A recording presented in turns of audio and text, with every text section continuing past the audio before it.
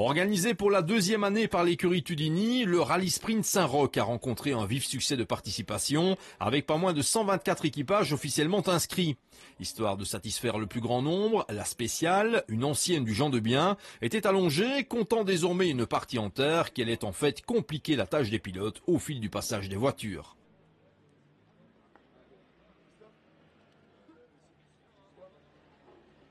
Une fois n'est pas coutume, les pilotes de la division 4, équipés de pneus racing, n'allaient pas se montrer les plus rapides d'une journée finalement ramenée à 3 passages, en lieu et place des 4 initialement prévus. C'est Vincent Vertomen qui imposait d'emblée sa Mitsubishi Lancer Evo avant d'être contraint à l'abandon.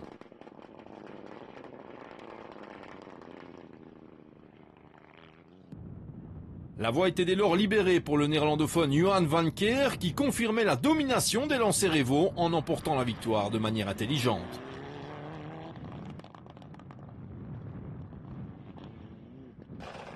Van Keer précédait Patrick Clajot, dont la Lancer Evo est omniprésente sur les épreuves provinciales.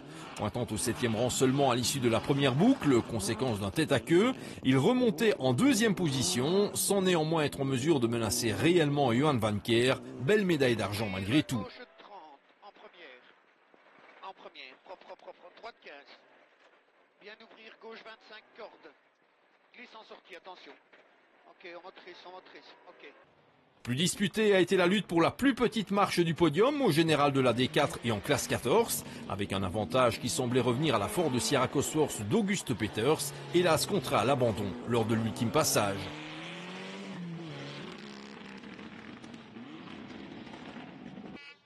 Il n'en fallait pas plus à Jean-Noël Tourné, déjà pointé au 3e rang à l'issue de la première spéciale, pour récupérer le bronze en concédant moins de 10 secondes à Patrick Clajot.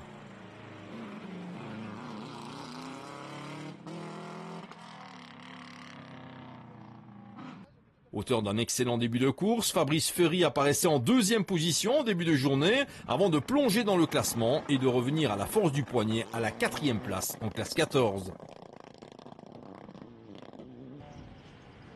En classe 13, on assistait à une belle attaque de la Peugeot 306 de Mathieu Riet en début de journée. Comme bien d'autres, ce pilote était hélas contraint de ranger son bolide sur les bas-côtés avant la fin de la journée.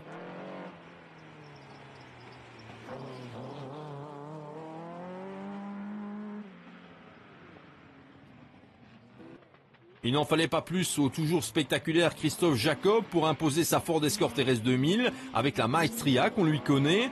Jacob renvoyait son dauphin à plus d'1 minute et demie, de quoi parfaitement illustrer sa domination.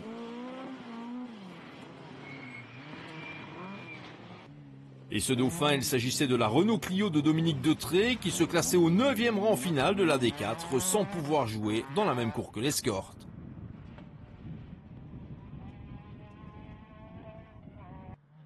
En classe 12, Bruno Maronnet n'a laissé à personne le soin de mener les débats après l'exclusion du luxembourgeois Mike Souvigné, imposant son Opel Corsa dans le top 10 général pour finalement prendre le 6e rang, toutes classes confondues. Et bien sûr, une impressionnante victoire en 4-12.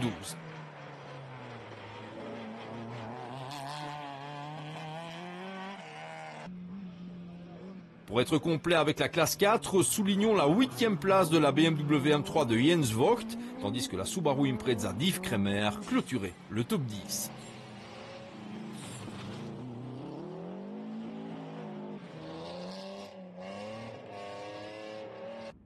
Soulignons également la présence et le manque de réussite du luxembourgeois Pascal Haken au volant de cette Opel Astra, 11e du classement général.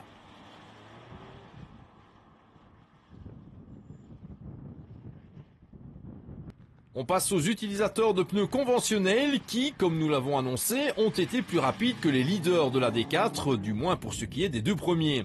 Il est vrai avantagé par la traction intégrale de son excellente Subaru Impreza, le régional de l'étape Cédric Clément n'a jamais rien lâché pour prendre le meilleur sur son adversaire du jour, le revenant Éric Moulin. Avant la dernière spéciale, l'écart entre ces pilotes était de 0,3 de seconde, Clément l'emportant forcément au sprint pour 2 secondes 1.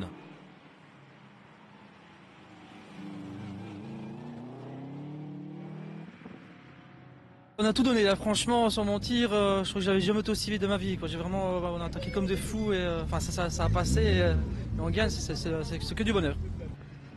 Après une année pour le moins calme, Éric Moulin est revenu aux affaires en fin de saison, toujours au volant de son Opel Astra GSI. Premier leader de la course, il repassait d'extrême justesse derrière la Subaru après la deuxième spéciale pour finalement s'incliner avec les honneurs puisque son bolide ne possède que 2 roues motrices. D'abord, si je suis ici, c'est grâce à Cindy Delru qui a insisté pour que je ne reste pas terré chez moi. Et puis, on a, pour un peu l'histoire, hein, on a abandonné après la première boucle, que c'était vraiment une pièce bête, un écrou de cardan, bon voilà. Donc ensuite, j'ai dit, on va rouler ici. En plus, elle me dit, ah, c'est très bien, c'est chez moi. Je dis, bah oui, tant mieux. Et puis, moi j'étais un peu sceptique parce que je sais que le terrain est très glissant. Mais en fait, je me suis moi-même étonné que, je veux dire, mes chronos de ce matin étaient très bons en première spéciale, pas première boucle parce que je suis un peu habitué au rallye, mais première spéciale. Et en fait, vraiment pas de chance, c'est qu'en première spéciale, j'ai fait une sortie, pas trop grave, mais j'ai perdu une petite dizaine de secondes. Donc en deuxième passage, vu les conditions et la terre qui était ramenée sur la route, ça, dans les endroits techniques, j'étais beaucoup moins rapide qu'au premier passage, du fait que, je veux dire, comme j'ai un petit numéro, il n'y avait pas encore de boue sur la route. Et puis au troisième passage, encore pire. Bon, bien sûr, à d'autres endroits, il avait arrêté de pleuvoir, il faisait sec. Donc où il faisait sec, moi j'en profitais, j'y mettais bouchée double. J'étais un petit peu hors limite, mais je me dis ça va, j'ai pas trop perdu le fil, quoi. J'arrive encore à garder ma voiture sur la route. Mais malheureusement, je veux dire, lui il roule en 4 motrices et il a bien motricé, il a très bien conduit. Enfin, vous dire aussi qu'on s'est très bien amusé. Je ne pensais pas gagner ici forcément, vu les conditions et climatiques et de terrain, parce que déjà même s'il fait sec, ça glisse. Mais bon, quand il fait sec, là ça va, mais quand il y a de la boue, vous savez, sur une patinoire, t'as bien la faire, si t'as pas de chaussures, ça n'avance pas. Présent avec sa désormais légendaire Lancia Beta Monte Carlo, une voiture construite en 1975, Jean-Pierre Van de Boer a effectué un véritable solo en 3e position, n'étant pas en mesure de suivre le rythme des 2 leaders dont les voitures sont bien plus modernes. Mission amplement accomplie pour l'ami 22 qui allait enchaîner avec EY, le Monte Carlo historique et bien sûr les légendes boucles de Spa. Le parcours était extraordinaire, vraiment je me suis régalé. Mais l'année prochaine, il devrait supprimer le dernier kilomètre parce que la terre devenait vraiment très mauvaise. Et si on ne fait pas la dernière boucle, il m'en est parce que le reste de la spéciale était bien, mais les derniers kilomètres, c'était vraiment très mauvais pour les voitures. Mais autrement, génial. Beaucoup de spectateurs, bien amusés. Mon coéquipier Michel Orny, avec qui je fais 3-4 rallyes l'année en VSC, c'est très bien débrouillé. J'ai roulé ici parce qu'il habite dans le village. Et on a fait le Challenge 22 pour pouvoir mettre 2 couples, prix. Parce que c'est vraiment sur le village, quoi. Parmi les hommes forts manquant à l'appel, on ne pouvait que regretter l'abandon de Steve Vermeeren qui avait loué une Renault Clio RS dont un cardan cassé dès la première spéciale. C'est finalement la bombinette nippone de Sébastien Sturbois qui allait se placer dans le sillage de Clément, Moulin et 22. La Toyota Yaris connaissait un petit coup de mou lors du 2e passage avant de se refaire l'après-midi et s'imposer en classe 9. Le principal adversaire de Sturbois, c'était Eddy Maric, dont la Corsa avait un peu de mal à se mettre dans le rythme avant que son pilote ne remonte au 4e rang pour finalement compléter le top 5 général à 15 secondes de Sturbois.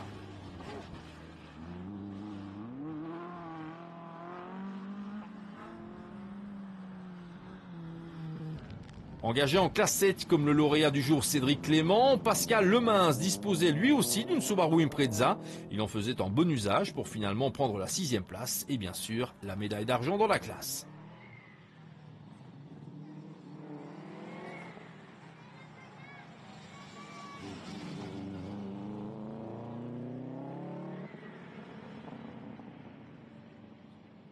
Guerre de suspense en classe 4 avec un Brice Duménil qui a d'emblée placé sa Peugeot 106 dans le top 10 de l'épreuve pour terminer les 3 spéciales au 7e rang final.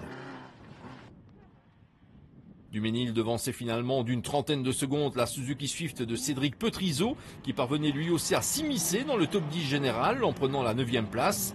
Le podium de la classe 4 était complété par Herminer dont la Peugeot 205 terminait beaucoup plus loin.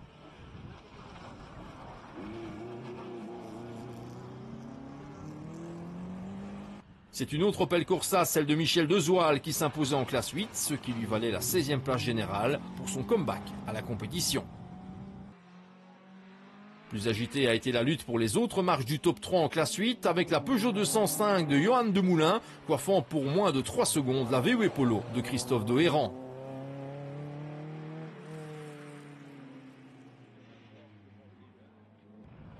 volant de sa Renault 5 GT Turbo, Mathieu Lapaille s'imposait de son côté en classe 11, précédant d'une trentaine de secondes le Pelmanta de Laurent Compère.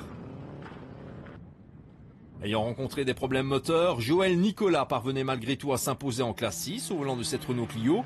Il faisait d'ailleurs office de rescapé de cette catégorie après les retraits de Vermeeren et Châtel engagés sur des bolides similaires.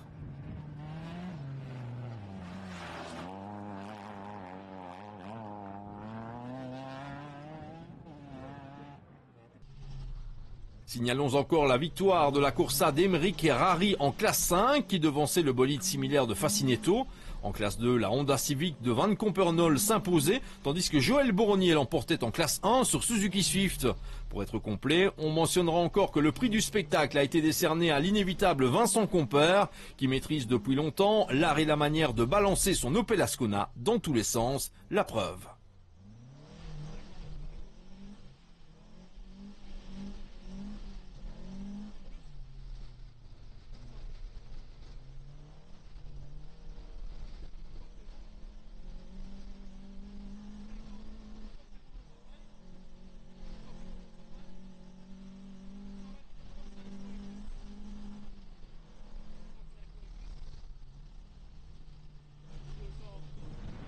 Et de spectacle, il en a été beaucoup question lors de ce Rallye Sprint Saint-Roch, comme vous pouvez le constater sur ces images.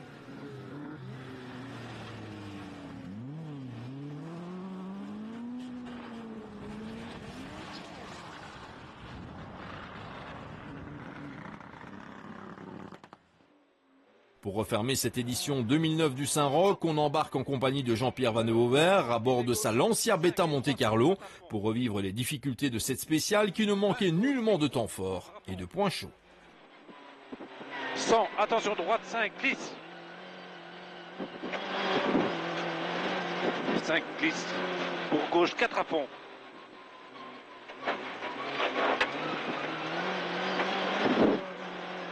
Gauche, ferme 5 sur attention droite 6. Droite 6. 70, T, droite 5, glisse au mur.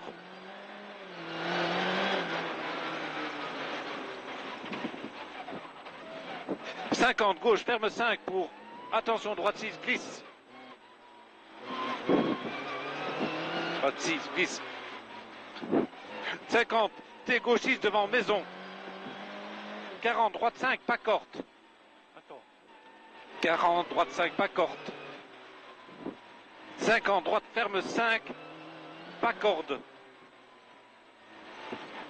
100, quitter, gauche, droite 5, derrière pylône.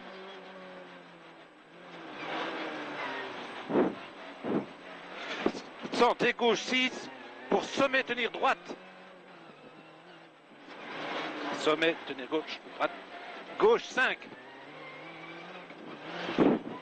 100, T gauche 5 sur droite 5. Pour pont en droite à fond, 50 gauche 4 à fond. 250 sommet, attention chicane, tenir gauche. Tenir gauche.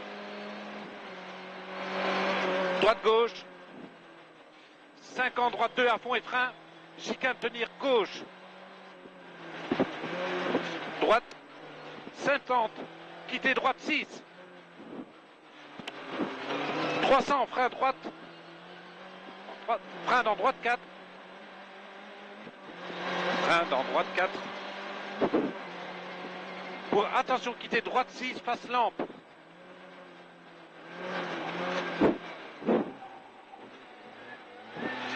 40, gauche 4 à fond.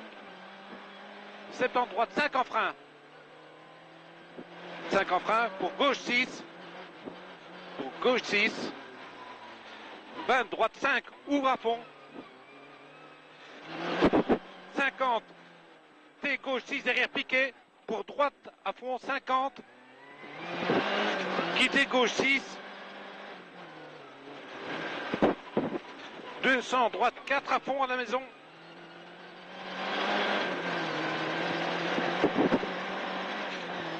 200, long, ferme 4.